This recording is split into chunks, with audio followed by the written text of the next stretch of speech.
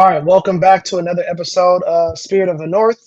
You have the two-man game rolling today, so we're going pick and roll today. It's myself, Casey Bluford, joined by my co-host, Derek Murray. Derek, what's going on today, bro? All I want to know is who's setting the pick. Which one of us is setting the pick? I think I might set the pick today because either I'm going pick and pop. I'm probably more of a pick and pop. I'm not really a big dude, so I'm gonna pick and Uh, pop today. So, all right, so hopefully I can hit that pocket pass. no, you're gonna hit that Braun crisp bounce pass. Braun be throwing the most crisp bounce passes. So, all right, we're here to talk all things hoops, some pop culture. Before we hopped on today, we talked about just a little fatherhood and adulthood. So we'll probably sprinkle some of that in today. So we got a nice slate to work with today. So we're going to talk some of the updated NBA storylines. So we just had media day. We had some retirements. We had some big trades. From a pop culture entertainment, we had a couple deaths. Unfortunately, we had some new movie rollouts. So we're gonna have a good time. We're gonna talk some stuff today. But let's kick this thing off. We are officially a month away from opening day, I think. We're Season getting very starts, I think, close. right around Halloween. So we're in the trial and error phase of the pod, but at the same time, we're kind of getting close to the season starting. So pretty excited about that. Um, let's kick this thing off, though. D. Anything you want to cover before we kind of get into it? Not just to touch on kind of how close we are to the season. Somebody sent me in a DM. It was essentially like a bingo card, like an NBA offseason bingo card, and it had like a number of different things checks Yeah, on there. One of which was Ben Simmons offseason workouts, I which think I just saw dropped. that. Right, it just Hey, dropped not that long ago. So we're sure we're this is how close we are, right? Like the Ben Simmons is gonna oh, have a crazy season, off yo, season vid post. That's where we're at yo, right now. did this was a new one though? Did you see the James Harden Ozempic pick? Did you see the James? Nah, did he lose weight though? Is he slim now? He on the Zion Ozempic right now. Him, Ross and Zion all on the same wave right now. So I'm gonna pull that. Man, I'm gonna have to pull that up. I'm gonna what pull did that up Cat when Williams say, man? Ozempic is just killing the community right now. it's Man, gonna be the new BBL. It's low key like the new wave to where like you gonna have somebody come back in high school a year later and they gonna be like slim and it's gonna be crazy. It's nah, gonna you be know what crazy. the thing is too. Not to go off on too big of a tangent on this, but the thing is with Ozempic, it's like if this was 10 years ago and we seen somebody pop up just looking completely different, like Lil Rel, right? We would be whispering to each other about whether or not everything was okay with the brother, right? You ain't Now never lied. automatically we know it's most likely an Ozempic situation, right? Yo, it's funny because like for in the early stages of the BBLs, like you're like, yo, did she lose weight or is that real? Is that Ozempic? Right. You just know from the jump, bro. Like damn well, damn well ain't nobody losing weight like that. So here we go. All right, before we get rolling, let me Yeah. pull this up. I gotta pull this up. Let me see. Here we go. Hey, I wonder the effects Ozempic has on the athlete though, right? Because Bruh. you bruh. know that like it has its side effects and like there's some gut stuff that goes on as you're like losing the weight. I wonder if it affects like the way you can train or your recovery and all that. Nah, that's not real. That's That that's can't be. that's that's that's James. That's James, bro. I can't zoom in too much. Oh, here we go. he Actually, I like can. he There we go. he like he on a hunger fast. He look like he been out there with Moses, bro. Nah, the thigh looks The edited. ratio. That's funny though. Yeah, man. Yeah, James. Weak. Yeah, yeah. That's we. I had to share that one. All right, let's get into this. All right, so we're gonna run the two-man game today. So what I want to start with, we'll go 1v1. So you'll go, then I'll go, and we'll go back Okay. and forth. So with the season about to get ready to start, there's a lot of different storylines, right? So I feel like you can hit it from so many different angles. No Diddy. Um, I want you to share one storyline that you're most excited about coming to this season, and then I'll counter and talk my talk. Yeah. So off rip, I think for me, what has been super interesting is transition that the Eastern Conference has made into what I think I'm going to coin today, the Beastern Conference? Question mark. Okay. Okay. Okay. For the longest time, it was the West is the West is the best. The West is it's a slobber knocker. It's going to be a bloodbath. This and that. And I'm not saying that the East is comparing to the West in that way, where from like 1 to 10 is just one game difference. There's still some top heaviness on the East, but for the last couple seasons, it seems like the East has had the best record. The number one team has had the best record in the NBA. Right. Last year, Boston had. I think Boston was the only team with 60 plus wins, and everybody else was in the 50s, the mid to low 50s. So I think with this season coming up, I know we're going to talk about the Knicks. I'm sure we're going to talk about the Bucks in some capacity. Philly. There's a lot of good teams on the East that are on the come up, even on the lower end, that are getting better. And I think, personally, it's going to be interesting to watch how the East kind of ascends into a more entertaining conference with more talent, young and OG. So that's what I'm kind of looking at. You know what? I want to share something with you too, because you mentioned that you mentioned the Eastern Conference per se. I want to share something. So one thing I'm actually excited about is the history of the aggressive teams in free agency. How far does it take you? So let me share something. Do you know since 2018, from 2018 to 2023, this past NBA year, they flip-flopped as far as Eastern Conference wins the title, Western Conference wins the title, Eastern Conference wins the title, Western Conference. I thought that was pretty interesting. And one thing I noticed too, let's go all the way back to 2017, kind of 2017, 2018. The most aggressive team in the offseason, or one of the top three most aggressive teams in the offseason, has continuously won the chip. So 17, 18, Warriors go get KD. What happens? They win the chip. Let's move to 2019. Raptors go get Kawhi. Trade deadline, chip. 2020, Lakers, they go get AD. Chip. 21, Milwaukee, who do they go get? Drew Holiday. Chip. 2022, Nuggets, who they go get? Aaron Gordon. Chip. Like, it doesn't have to even be a star, or the role, key role player. 2023, who the Celtics go get? Drew, KP, Chip. So just seeing that trend makes me very interesting to see, like, okay, we had some big acquisitions this offseason. We had Paul George, right, going to the Sixers. We have Klay Thompson going to the Mavs. We have role players such as Caruso and Hartenstein going to OKC. So I'm interested to see is what aggressive team this previous offseason in free agency could lead to a championship contender. That's the thing too, and that's an interesting factoid there. It's not just the aggression, right? Because we, during the offseason, these last few offseason, it's been pretty aggressive as far as like movement and players, wanting to go to new situations, i.e., Phoenix and KD and Phoenix, right? It's not just the aggression; it's who is going, right? Right. Because, like you said, Aaron Gordon, he's not a superstar by any stretch, but he's not your Paul George, right? But where he's going to is a perfect placement for him, right? It's the fit, it's the person, it's what they bring to the table.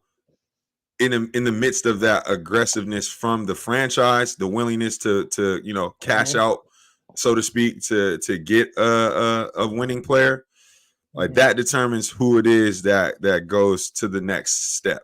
So it'll be interesting to see this year who made that move, right? Because we don't know yet until they step on the floor what that fit looks like and who is showing signs of being a contender. Very true. Very true. All right, I'll kick the next one off. So that was my first one, and here's my second one. My second one is the NBA parity. So there's been no dominant team literally since what, the 2017, 2018 Warriors. Like I Mm-hmm. just mentioned, we've gone back and forth, Eastern Western Conference, like who's been the champions. We haven't had a back to back champion since the 17-18 Warriors. Mm-hmm. Um, I'm not a huge believer in the Boston Celtics being a dynasty. I felt Mm. like I felt like these Negroes have had an off season like no other. You got Right. JT shooting Chanel commercials, like got a new baby on the way, got benched Mm-hmm. from the Olympics, maybe a little humility there. So I feel like he's been on a little high, right? And I feel like he's think he doesn't get the credit he deserves. But you got Jalen Brown dropping mixtapes and songs. They already talking about role players gonna be stepping in for when they play the Pistons, and they're gonna be whooping up on these low level teams. Right. They had a lot of breaks this last year. I'm not gonna say that they weren't champions. They did what they were supposed to do. They beat the teams that they were supposed to beat. But there was a lot of things that happened to win that title. Right. So with that being said, I'm interested to see the parity in the league. Who's going to come out hot, especially post Olympics, because there's always like that after the Olympics. Like those players that usually play the Olympics, they come out hot, right? Because they're already Mm-hmm. kind of into a groove. Um, Injuries, I've got teams that are going to be healthy, such as the Grizzlies. Like I think they go through a wrench in some things, and yeah, I'm interested to see just the overall strategy. Last thing is the in-season tournament. It was Mm. clear last year the Lakers wanted to win the in-season tournament. Right. And LeBron made that very clear, like, hey, we're going after this, and they won it. But what happened afterwards? They lost 10 out of the last 12, their next 12 games, which put Yep. them in a position to be in the play-in tournament, which ultimately put them in a position to play the one team that I feel like they could not beat in the first round was the Denver Nuggets. Hence, they Right. got sent home. Right. So, what is that strategy going to be over the course of 82 game season? Interested to see. What's your thoughts on that?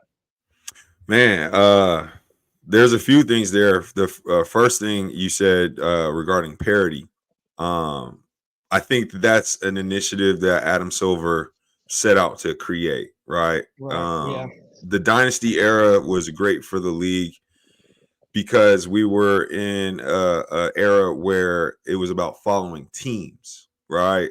Mm-hmm. I know you and me That's a are good from the point. same age group. Our fathers come from that era where there wasn't a lot of player movement, right? Where these Mm-hmm. guys got drafted to a franchise and they stayed there until their retirement, and that was that. So you became fans of franchises. Well, Very true. now Gen Z and even Gen Alpha, they're all about players, right? Mm-hmm. Who's my guy, right? And these guys in this empowerment era are moving around and they're going to the situation that suits them and their brand best.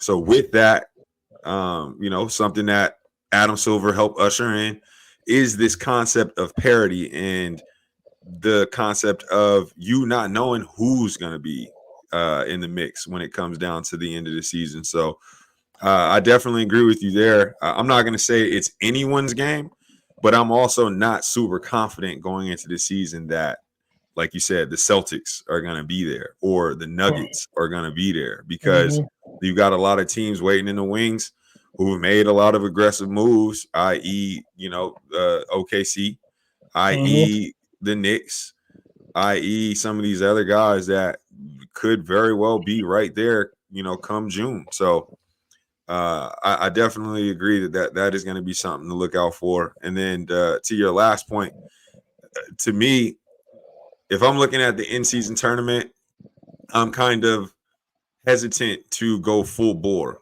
Having the Mm. Lakers as a Prime prime example. example of that, right? Mm-hmm. I'm letting the lower tier teams kind of go at that. Like So I think, you playing the marathon. You playing the right? I marathon think this one. I think we'll see this season with the in-season tournament that teams obviously want to compete and it's going to be it's going to create more competition early in the year. But I don't think teams are going to gas themselves like they were trying to last year to win the first one. And I The think first one. Yep. The once the inaugural one. dust settles on this in-season tournament, it'll kind of become the second to third tier teams battling it out for relevance Yeah. in the NBA because they're not true contenders, you know. So I think that that's what we'll see more so this season, or at least that's what I would be doing if I was a GM. But Case, if I could go into my next thing that Mm-hmm. I'm kind of looking out for. Yeah. So kind of touching on to this player movement era and the fact that you know, these guys don't feel married to franchises. One thing that I'm looking out for, especially because this guy is still in his prime. He's someone who's already mentioned that he's not interested in, you know, just being on a franchise just because that's the team that he's been with. I'm going to be interested to see what Golden State and Steph Curry end up doing this year because um, this guy can still be the best player on a championship roster, right? I would even say, and I hate to use this term, but he deserves a championship chance, right? And Golden State is currently not constructed to put him in that position.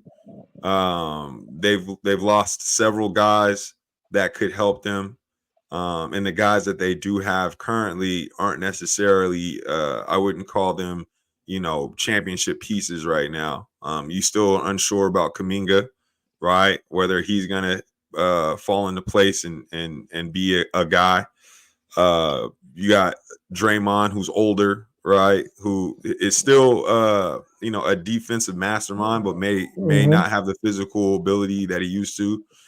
So I'll be interested to see come trade deadline if Steph is ready to ask out, right? Because that's where I'm at with it. I'm like, Steph might just ask out. What if that So, happens? so it's funny you say that. I feel like there's two desperate teams at the trade deadline that is coming into the season desperate, and we know by the trade deadline will be extremely desperate. Desperate unless their season's just done. The Heat and the Warriors, and obviously Jimmy's not Steph Curry, but to your point, nobody wants to see Steph Curry playing meaningless basketball. Draymond Green is the most he's probably the worst meaningless basketball player in the history of the league. If the That's game a don't fact. matter, he's not bringing it, and we know that. We want to see Steph Curry in the playoffs. We want to see Steph Curry out of the play-in, into at least the first, maybe even second round. The NBA, regardless of what they say, the NBA still needs that. So if Mike Dunleavy, like, there's a reason Bob Myers quit, and there's a reason that you have the job that you have now, and you traded Klay Thompson. Fans weren't too happy about it, but given he went 0 for 10 his last game at Golden One, like, Yeah. okay, a little bit justified. But you got to do something to put some support around Steph Curry, or else, like, Steph might say, "Hey, I got 2 years left on this contract. I'm only probably playing maybe 2, maybe 3 more seasons. Send me somewhere. Send me Yeah. somewhere else." And Yeah. I feel like in today's NBA, like, that's okay, right? I feel like fans are be He like, would be okay, that's justified. okay. Yeah, yeah. Especially if the team is not doing what they're supposed to be doing. Yeah, yeah. So, no, I think that's a really good point. Really good point. I want to hit on one thing though before we move on to our next section. I want to talk about the I call it the free agency fisherman. So, who's going after the big fish in free agency, or the teams that are going after the middle of the pack type players, or the teams that are kind of just touching up the margins. So you have the Sixers, big fish, biggest fish in all free agencies, Paul George. You had the Knicks, which I guess it's trade, free agency trade, a kind of combination of both, right? Like, okay, They they gave up traded a all their lot. assets. They gave up their whole future for Mikal Bridges. Mm-hmm. You have the Kings, who are desperate need of another name star. Right. They go after DeRozan. I don't know exactly. I can't remember exactly what they give up. Maybe not too crazy, but are in desperate need of somebody. You have the Mavs, who are looking to probably kind of tighten up the margins. Then you have your OKC Thunder. To me, who were the winners of free agency, because they literally filled the voids that they needed. So with that being said, in today's NBA, is it still important to go after the big fish, or do you respect the teams more that are kind of touching up the margins per se? Man, that's tough case because I feel like it's more indicative on where you're at going into the offseason, right? Philly clearly needed to take a swing, right? Your fear is that, if you have another bunk season, right, even though Joel is a huge reason why they're not He was winning, bunk. he'll leave, right? Yeah. Right? Or in the Mavs case, they went to the chip. They went to the chip, so they're good enough to get there, right? Luca, even overweight, right, is good enough to Pudgy be Doncic. right. He's good enough to be a number one player on a championship level team. So they don't need to take a swing, really. They do need to tighten up those margins because we saw in the chip that's why they lost, right? What's my man's name? Uh, Who you talking about? Who you talking the about? big, they're big, not PJ Washington. The other Oh, guy they Derek grabbed. Lively. No, not Lively. not Lively. Their Oh, backup. oh my gosh. I don't know why I can't remember this brother's Headband. name. He got the headband though. I know Yeah, you're talking hold about though. on. Yeah, yeah. I We don't gotta want to be find it. irresponsible. No, But we gotta find while it. I'm looking at he was getting kind of exposed, right? Like Yeah. they were kind of playing off of him, and I want to say Tatum was guarding him at certain points of the Mm-hmm. series. So that what they needed to do is add some more threat there to tighten up their situation. So I guess to answer your question, it's really Daniel Gifford. indicative. Gafford. Gafford, Gafford. that's what I was Mm-hmm. going. Yeah, all right. It's really, I guess, just depending on where you are and what you need. But I wouldn't say one's more important than the other, I guess, because Right. it could equalize, right? It could make Okay. it so that Philly is chip ready, or the Mavs are hone their knife is honed enough to be able to beat a chip level Celtics. You know what I mean? Right. Right. Okay. Okay. Um. All right. What? Any last top storylines that you want to share real quick before we move on to the next portion? Just real quick. I mean, it's gonna be interesting to see the Grizzlies. I just watched the Yeah. ad with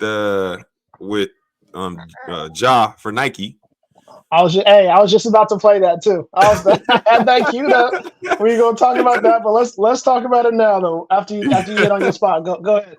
Go Yeah, ahead. so I'll just keep it quick and say that I'll just be interested to see how a season with him back in the lineup on a consistent basis, what that does for them, and how exciting the NBA is for that. No, absolutely. That was actually one of my storylines too. But I was like, you know what? I'm gonna save that one. So, but sorry, I got my little guy here. Oh, it's all So good. that's what I'm talking about, bro. He's Hey, trying to hear can't give about me. this Yeah, legacy talk. you can't give me a second. Hi, All right, all hi. right, world out there. This is my son Miles. All right, so let's move over to. I want to do something what's called blind resume. So we don't have the budget for graphics and stuff right now, but eventually once we get once we get some graphics, I'll get a graphic up here. This one will probably be a little easy, but eventually we'll kind of get to some different type of players. All right, so we're looking at a career 17 points per game, 5 assists player in the NBA for what's this, roughly 13 seasons, 13, 14 seasons. He was a 2008 Rookie of the Year.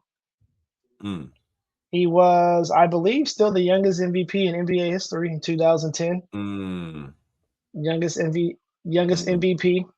Had a was on track probably to be one of the top PGs of all time until I feel like everything changed literally in 2012 when he went down with the ACL injury. I'm pretty sure you know what I'm talking about. Just recently retired. I feel like we got to talk about him. So, what is the ultimate legacy of one Derrick Rose? Man, Derrick Martell Rose. he's Chi Town's finest, right? Chi Town's finest, man. Chi-Town Sun. We're gonna break this thing down. Let's talk legacy and impact. Let's kind of tie those two together. Yeah. Hold on. I'm trying to let me pull up his Yeah, let we me got to pull do up him his justice. numbers. We got to do him justice. Man, I guess the quick thought here is that, man, Derrick Rose was a star that burned too bright, right? Way too bright. Right. Because he like you said, kind of ushered in that era of super athletic, like almost PGs. Bron like point guards, right? Bron in a really compact body, super athletic, fast, could get their own bucket, not necessarily worried about facilitation as much as getting out on the break and creating, right? It was him. Shortly thereafter, it was Westbrook, Westbrook. right? Eric Bledsoe was in that same category, right? I forgot about Bledsoe. He's a little stocky little thing. We're kind of almost out of that era, right? To Yeah. me, Derrick Rose, and that archetype is kind of like the mobile quarterback. Okay. Right? Okay. Where teams they were like, okay, this is the wave of the future, right? We got basically the guy that has the ball the most has the ability to just tuck the ball and go. And we Anytime. don't He was necessarily low got to key. worry about nothing else. We don't got to worry about receivers and nothing else. We Hey, could just give him the ball and let him cook, right? what was okay? Here we go. Was Derrick Rose the Mike Vick of football? A basketball. I'm sorry, Mike Vick of basketball. Man, I would say I'm When leaning you think about it, towards low key, I'm leaning towards feeling that way I mean, Mike because Vick didn't of get the MVP. He would, but everybody knew 2000 was it? I forgot what Madden it was. 2001. Mike Vick was stupid. Like he was unstoppable. He was physically just dominant. yep. And then that one incident happened, and things were just never the same since then. Right, and So I want that's where I was going with it with these athletic point guards. It's like once that inevitable injury occurs and they lose that step, they're not the same because they don't play like a traditional point guard. Yeah, so I wanna hit on D Rose real quick because for the longest I was the guy in the family. I was a huge D Rose fan. So at the time I worked at Adidas as well. So I had the kicks. I had the T-shirt that had the big D, no Diddy. I had everything D Rose. D Rose was my guy. To me, bro, he was kind of moving into like young adulthood. He was the point guard I felt like was going to change the game from from the future, right? I felt like he wasn't quite Braun, but he was on the verge of competing with Braun, like those Bulls teams, like gave Braun everything that he could handle. Um, and I felt like in hindsight it happened so quick because I remember watching him in college. I remember the Memphis Kansas game, Mario Chalmers game. He hit the three. D Rose comes to the league. I think his first year. They take Boston, I think 6 or 7 games in the playoffs. D Rose has a good year. Next year, he's MVP. I think either year 2 or year 3, he's It was MVP. year 3. Yeah, year 3, he's MVP. Who could ever forget the All Star game? Remember the All Star game when they all dancing? They showed D Rose. He was not That boy going. was stoic. That boy was stoic. He was But yeah, not man, going. his game was crazy. And to come think about it, like because what I want to ask now is like, what's your favorite moment from like the D Rose heyday? It was all athleticism. Like I think about one shot he made, and that was like the game winner against Cleveland. That was like the let me just throw it up off the glass type thing. But yeah, man, he was my favorite player for those couple seasons because I felt like he was it. And to see the De'Aaron Foxes now, the Russell Westbrooks, like these guys are just so explosive. Like Derrick Rose to me was just a whole other gear in his prime. So, but yeah, let's hit on No, that. yeah. What's your favorite D Rose memory? Man, game, I moments, want to season. I Well, want to preface it. Sorry, Kay. Sorry to cut you off, man. no, But you good. I wanted to preface it by saying that man, I was not a huge D Rose fan. Ah, okay. I was Tell me not a what huge D Rose fan. Before we get into it, tell me why real quick. Yeah, I recognize. See, and again, there's a bias with me, obviously, because also during this time, this is when this is the fall off, right? Ah, okay. And Yeah, so yeah, for yeah, me, yeah. This I'm was wrestling with the yeah. fact that we're in an era now where Kobe isn't the guy, right? Where a lot of these guys are coming in. Their guy is Braun, right? Mm-hmm. Or someone of that ilk from that generation. And the guys that I was rocking with are, KG's looking sick in a Brooklyn jersey, right? Looking like uh, like a punch ticket. He look like a raffle ticket. He look like a Dirk, raffle ticket, bro. Dirk can hardly walk, let alone shoot a fadeaway. Man, So, you're right so though. this You're right. this was tough for me, but I recognize that he was amazing, right? Like that he came in, he was super,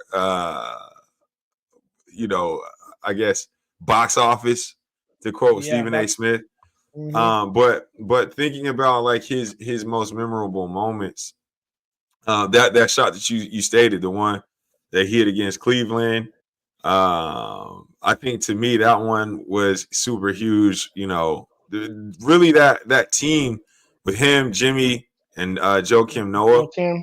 The Yep. fact that they Luau didn't, Dang, Ben Gordon. Yeah, they yeah, had a nice Tibbs had them the boys fact that they nice though. didn't win, you know what I mean? Like it's unfortunate because I feel like if D Rose would at least have one chip, like it would raise his legacy. Because now So, it's his legacy is what if, you know what I mean? so real quick, my favorite moment, the shot. Yeah, probably the shot because the shot and the celebration were crazy. That's when he had the little stoic face celebration. Then But Jimmy picked him up, right? Wasn't that yep, somebody picked him up? I'll never forget that when he banged on Goran Dragic though. That was Yeah, nasty. That's yeah, still to this yeah. day probably with the That two. 2-hand That's clutch, yeah.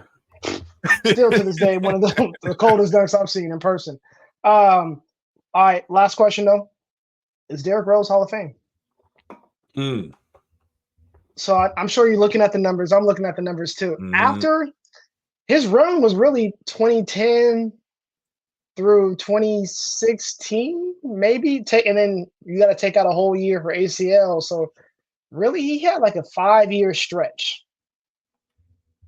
where he was elite. Obviously, that 5 years, he was MVP, he was Rookie of the Year. Like maybe 5 or 6 years. But the latter part, I mean, he's in Cleveland, he in Minnesota. Right. I think he had It one was pretty decent year in Minnesota. look, it got pretty dismal. Look at the It got games pretty played, though. dismal. Look at the games played, bro. Look, I'm seeing 16, 9, 51, 51. Okay, cool. Is it Detroit? I forgot he's in Detroit. Bro, you averaging 16 in Detroit, but y'all, yeah. Yeah, it got bad quick, bro. It got bad real quick. All right, so is D Rose Hall of Fame? What's your thoughts? I don't think so. I don't think he's done Yeah, enough. He's definitely not first ballot Hall of Fame. That's for sure. yeah. I know the NBA, usually brings in everybody, but I'm agree. He's not Hall of Fame, and it's unfortunate.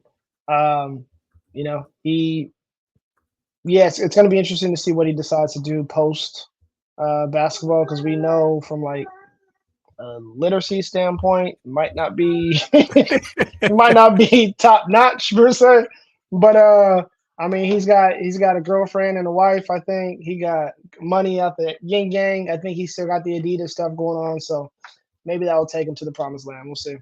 You know what? I think D Rose, because I watched him on Matt Hoffa's podcast when he Hmm. was still playing for New York.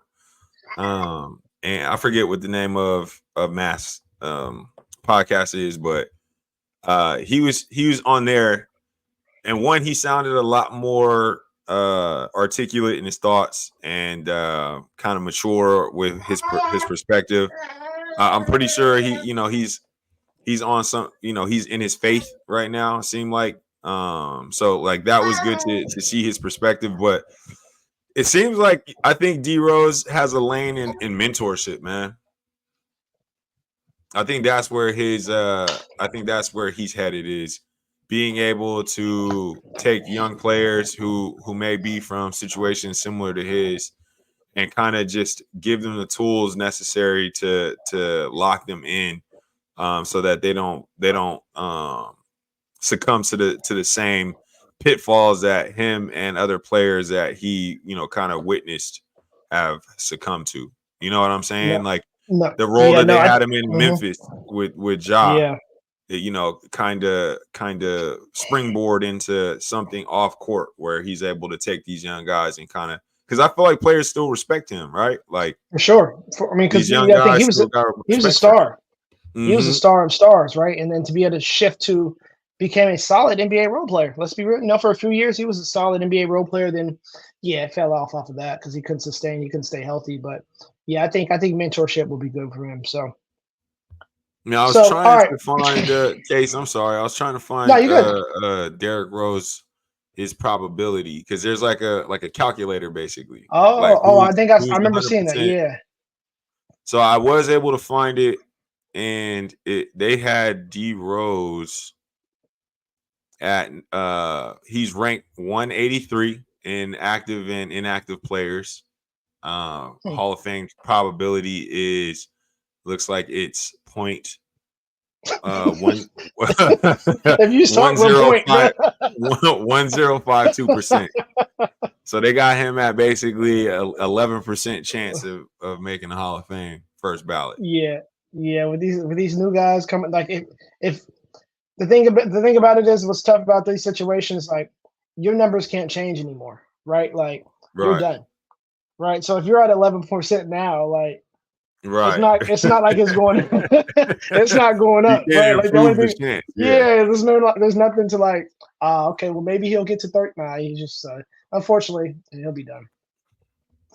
All right, here we go. So we got a new segment here, hot seat or that's a reach. So we're going to review three situations, little quick takes on each of them. I'm going to make a statement, and you're going to tell me if it's hot or nah, you're reaching. Okay, here we go. First one up. First one up. I am the New York Knicks. At minimum, I got to get to the Eastern Conference Finals this year. I would say that's hot. My, okay, okay. I would say Share your that's hot. thoughts. I mean, they gave up their future for this roster here. And I would say that there's a small window. I mean, as we stated, the parity in the league is real. They've got some guys that are, they're in their physical prime, but OG Anunoby gets hurt pretty often, right? So you don't want to waste too much time trying to get this thing worked out. And I think James Dolan did all of what he's done this offseason with the intention Touche. of winning a championship. So I would say not only Eastern Conference Finals, but I would say championship, right? Yeah, That that's might what I be say. I think reaching, but that's what I said. At minimum, they got to get to the Eastern Conference Finals. There's no team in the Eastern Conference that they cannot beat in a 7-game series. That includes Boston Celtics, right? I think would it be tough to beat Boston? Absolutely, right. But there's no team with this roster, the way that they played last year, with this coaching staff, and James Dolan now obviously gets a bad rep, but like he did what he's supposed to do for this team, right? And it's a win now mentality, and I like where they're headed. So, and it's just good for the league when the Knicks are always good. So, all right, the Miami Heat organization is closer to the bottom than it is to the top. So I say that meaning Cats ain't really trying to go to Miami like that right now. Pat Riley and them, it's more so, it's more so a reputation thing right now. Miami's closer to the bottom than the top. What's your thoughts? I would say that that's hot as well. I mean, you already know how I feel about Jimmy Butler. How I feel like they need to sell off from that business. But without him, I mean, yeah, you got Bam, right, who is an all-star, but you don't really got anything else other than young talent who have yet to reach their full potential. Mm. So, with that being said, other than the reputation that they have, and at this point, like you stated, it's not going too far with players who are looking for new situations. Yeah. We're looking at a rebuild situation closer than we're looking at a one piece away situation at this point. So I agree with you. Okay. Vince Carter just got his jersey retired in Toronto this past week. When you think about Vince Carter's legacy, he played in the era of old old Jordan, Iverson, damn near prime. I think prime Iverson, if Yeah. I remember correctly, Mm-hmm. prime Mm-hmm. Iverson, McGrady, Kobe, D Wade. When it's all said and done, Vince Carter is easily a top 7 shooting guard of all time and a Hall of Famer. Hot or am I reaching? Top 7. Top 7. So we can list them. So we got Kobe, Mike, D Wade. Is James? Is James up Yep. there? Yep. Okay, Kobe, Mike, Yep. D Wade, James. Honestly, and this is gonna sound like I'm roasting, but I might got Clyde Drexler over Vince Hey, Carter. that was my next one. No lie, Clyde. Yeah. Does Vince go over AI? No. Okay. So you got AI up there? I Is would, AI if 6? we're calling AI too, I would have him over Vince for sure. And just to be clear, we're not talking 60s, 70s. We're talking 80s, Right, 90s, right, like at right, least right, this right, modern day right, generation, right? right. Okay. So we're at 6 Yeah, I would say that's fair. for now, I would right? say that's He's fair. top 7. Okay. I Okay. would have Ray Allen somewhere in there, Oof. Okay. Yeah. I mean, you got to. right? And to be fair, they matched up, I think, in the Eastern Conference Finals one year, and I think Ray's team beat his team. I can't remember, but they matched up in his prime too. So Yeah, easily, but I think easily top 10 for I would say sure. that's But I fair. was, yeah. What's Do you think is Clay up there? He never led a team. That's the thing though. It's hard for me to put him in top 7, maybe top 15 for sure, right? When we Yeah, start talking about shooting, why, yeah. But yeah, I got to put Ray Allen above Clay. Um, Obviously the guys that we mentioned, like, yeah, yeah, Clay's definitely top 15. I don't know, probably in that 10, 11, 12 range. yeah. All right, let's move over to. Did I have one more? Actually, I think that was. Hold on. Last thing, last quick hitter. I'm sorry, last hot seat. I am the LA Clippers. What does my future look like? Am I Mm, a legit NBA contender, or am I just trying to sell seats in a new arena? mm. You're just trying to sell seats. You Okay. hitched your wagon to a player who cannot stay healthy, right? Right. Right. You copped a lemon, basically, right? When you put your money on Kawhi Leonard. That I knee, like, bro, the fact that he couldn't play the Olympics told me everything I need to know. Teron Lue took one look at that brother's knee after practice one and said, he called Steve Ballmer and he said, Bruh, hey, we have to ask this man to stand down. Otherwise, this was we're not gonna be selling tickets at that arena. this was a 9-game season. The Olympics is a 9-game season, and this But brother can't play. he didn't even play scrimmage. He, yeah, bro. So He didn't yeah, even scrimmage with the team. So yeah, man, they're trying to sell tickets. They're trying to make sure that Kawhi is healthy enough to play over 40 games, right?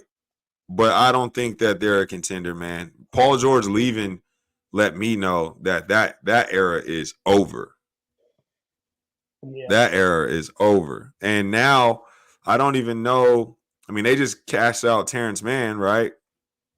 Terrence Mann just got like 43 million for 3 years. To do what? So it's like I don't even know what could fix this squad. You know what I'm saying? So yeah, their goal is to open up this arena, the Intuit Dome, right?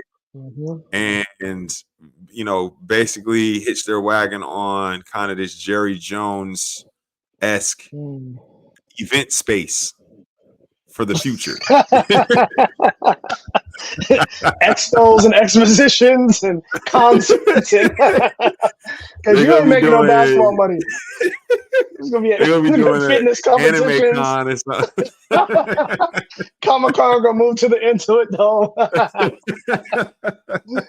All right, just because I'm a troll, I gotta ask you this one thing before we move off. Joel Embiid will make a non-street clothes appearance in Denver this year. Yo, come on. This brother ain't played in Denver in 3 years, dog. I'm gonna say no. I'm gonna say no. I'm gonna say no. He doesn't play there. Is he duck? Why is he ducking Jokic, man? Why is he ducking Jokic? Maybe the Olympics gave him some confidence. Maybe he feels confident with after the Olympics. See, I don't even think it's that. I don't even think it's that case. I think it's just the fact that he enjoys at this point controlling his own narrative, right? And but like from a troll's perspective. Yeah, you think it's a thing now, that everybody roasts him. Yeah, he knows that everybody's roasting him. He knows it's going to be a story. He likes being a villain. And I think that this just adds to that legacy. So I can see him going in, when Jokic comes to Philly, him dropping 50, right? 50, yep. And then not playing in Denver. And being cool with it. Knee soreness. All right, well, cool, man. All right, before we get out of here, a couple things I want to ask. Kind of want to hit on what we talked about briefly. So I wanted to kind of just get your thoughts on something, man. So I think there's something to be said. We're going to shift from basketball to some pop culture slash life stuff. So both of us, we've moved from, Sacramento outside of the state, brand new area. We both have little kids now. And I was actually having this conversation with somebody the other day. And I was like, I want to ask Derek this next time we talk. When you talk about moving and relocating, once you're in a new situation, does that trigger you to want to go back to your old location, or does that trigger you more to want to stick it out? So let me explain. So let me break this down. When you're living, when we grew up in Sac, you stay in Sac, you grow up in Sac, you kind of have the same friends, the same, friends grow, but you kind of have like your comforts, right? When you're outside of that area though, like things get sticky sometimes. Things get challenging in a sense of like we talked about making new friends, making new connections, which potentially triggers you to say, hey, I just want to go back to where it's comfortable, right? Have you gone through that in your year that you've been out in Nebraska? And I'll share my thoughts too. Absolutely. Especially, to be transparent when you're beefing, with your partner. And this isn't to say that you're just about to dip or anything like that. But when you've reached a situation that is out of your comfort zone, your instinct is, man, we don't even got to be out here. You know what I mean? Like first thing that comes to mind, right? Yeah. Yep. We chose to come out here and in hopes that it was going to work out for us, but we don't have to, like there is that safety net back home. But I'll tell you what changed it for me, Case, was going back out there to visit. It's different though, ain't it? It's so different, bro.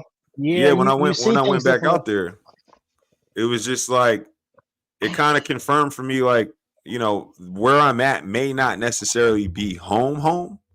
Mm-hmm. But I low key don't really want to go backwards either. And I feel like I'd be going backwards if I went back to Sacramento.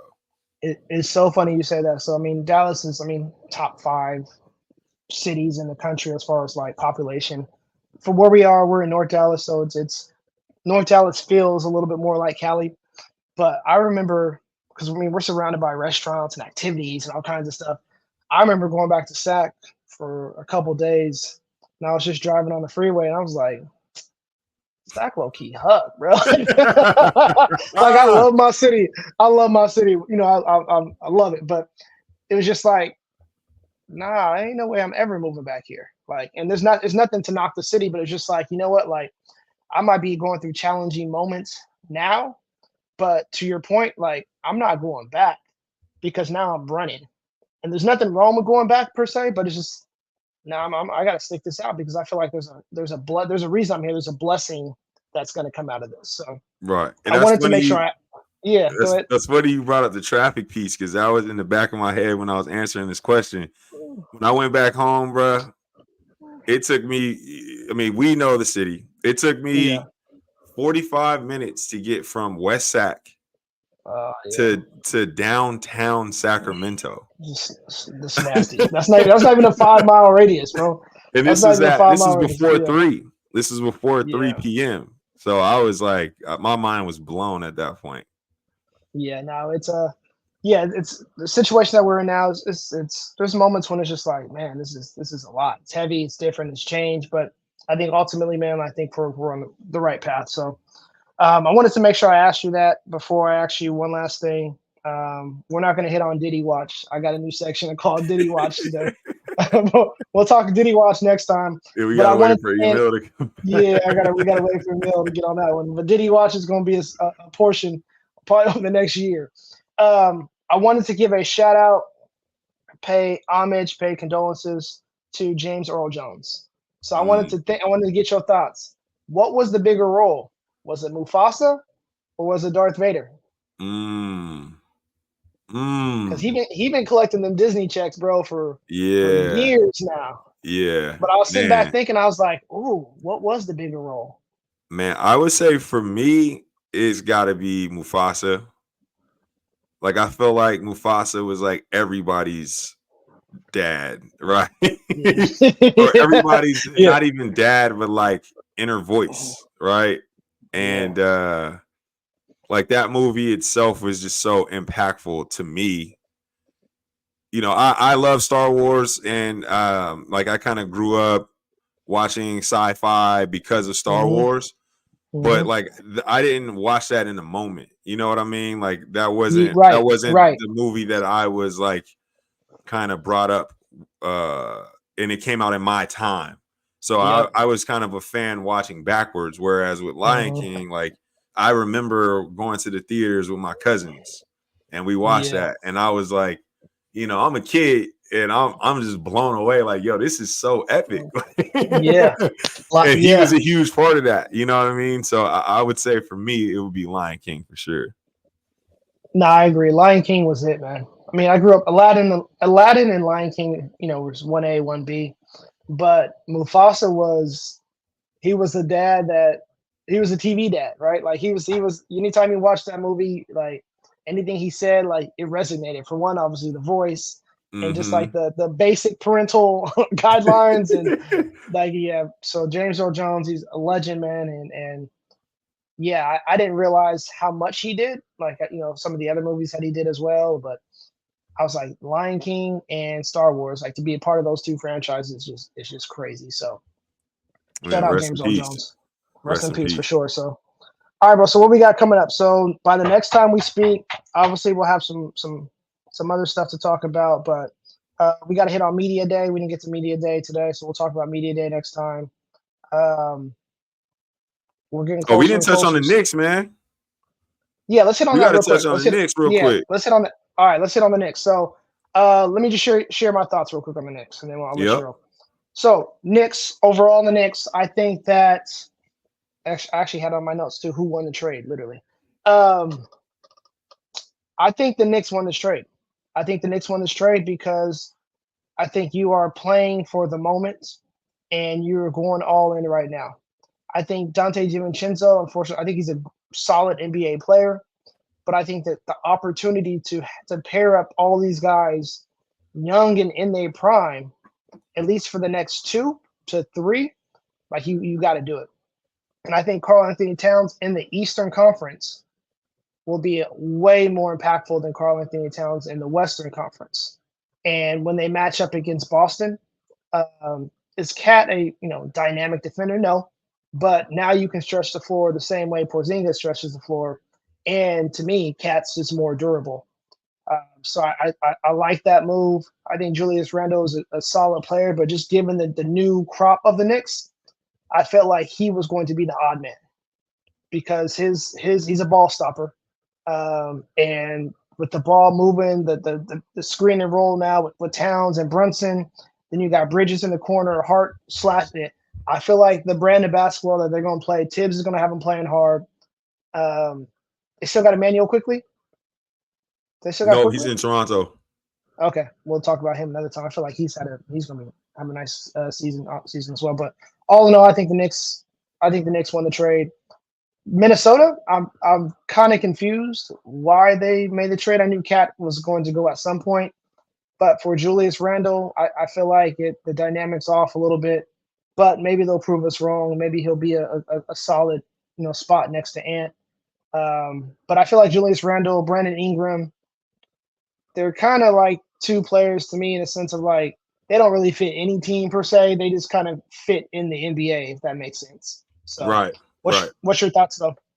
I agree with you, and I feel like you're hating if you don't think that the Knicks got better with this, right? Because I've seen some people try to come out and say like, yeah, but Cat, man, I'm relying on our championship contention is relying on Cat. It's like, look, yes, Cat makes some silly mistakes, silly fouls, right? Yes, Cat could get a little shoot happy. Yes, Cat, we could say he doesn't have the quote unquote dog in him, right? Yes, he uses weird accents and voices. Is he Drake? Right? Ain't no accent you can sell me. We in Minnesota now. Yeah. But he's an upgrade. He's an upgrade to Julius Randle. I mean, let's be clear. He's going to keep the ball moving. He's going to catch and shoot. He's one of the highest percentage shooting big men in the NBA. And he stretches the floor for them in ways that they didn't have last season. And then to the Dante DiVincenzo piece, they upgraded with Mikal Bridges, right? Right. So now when you have a lineup of you got Cat at your 5, you got OG at your 4, you got Mikal at your 3, you got Hart at your 2, and then you got Brunson at your 1. I mean, that's a solid lineup. That's a championship contender right there. And they mesh. They mesh. Right. That's a solid lineup, and I feel like that's a good playoff lineup. I think Jalen Brunson. I mean, we've talked about it in our other chat. I think he's a big time player when it comes to like game on the line, need a shot. Like he's proved like the last 2 seasons, like he can be that guy. Right. I'm interested to see like the order of operation per se, because when Cat comes over, to me, correct me if I'm wrong, Cat's the third option on this team. Yeah. And I think as Cat as your third option, that's a solid third option. We got to remember Cat is a Western Conference All-Star. Right. There's a difference between an Eastern Conference All-Star, Julius Randle, and a Western Conference All-Star, Karl Anthony Towns. Right. At that position, especially. At that position, yes. So if to me, Brunson's the one. You got Bridges, who showed he can kind of get his own shot now too, right? And then Cat's going to be doing a lot of pick and popping. He's going to be able to do what he's kind of best at doing. Pick and pop, spot up, take, maybe catch the ball at the high post, make a move. Like I feel, I'm excited about watching this team play, and I think it's good for basketball. And I know the concern would be, maybe defense for Cat, right? But I mean, one, you signed OG to kind of bear the brunt of some of that more physical work that maybe Cat isn't suitable for. But not for nothing. I mean, Cat was a huge reason why they defended Jokic so well, right? Like he was a big body that was offering resistance for a lot of that post work. It wasn't just him on the honestly, Cat on the perimeter is worse than Cat in the post to me defensively. And I think that, he would do fine against the Porzingis. He would do okay against some of these bigger guys that you might be concerned about getting buckets on him. You know what I mean? Now, is he going to guard Joel? No. But who is going to guard Joel, right? Like, who is going to be able to truly guard some of these elite bigs in the league? Not many. So I don't think that should be a huge concern there. Let's break it down real quick. You got Porzingis in Boston if he's healthy, right? That's a huge if, right? Right. Didn't he have surgery? So I think he's out to start the season. No, he's gonna be out for a bit till okay. January probably. You got Milwaukee. Who they are? What? Brook Lopez. Brook Lopez. He doing the same thing as Cat. Right. He doing the same thing as Cat. Right. You got Cleveland. They still got Jared Allen. I don't even know who Cleveland has. Who's Cleveland? I think Jared Allen and what's his name still? Cat's cool with that one. Right. You know what I'm saying? Like, but Evan Mobley, yeah. So like honestly, like when you like these top elite teams in the East, he's perfectly fine. Now, you start talking about Jokic and some of the other guys like maybe like Anthony Davis, stuff like that. But like playing in the Eastern Conference, to me, I think I had them as the 3 seed before this trade.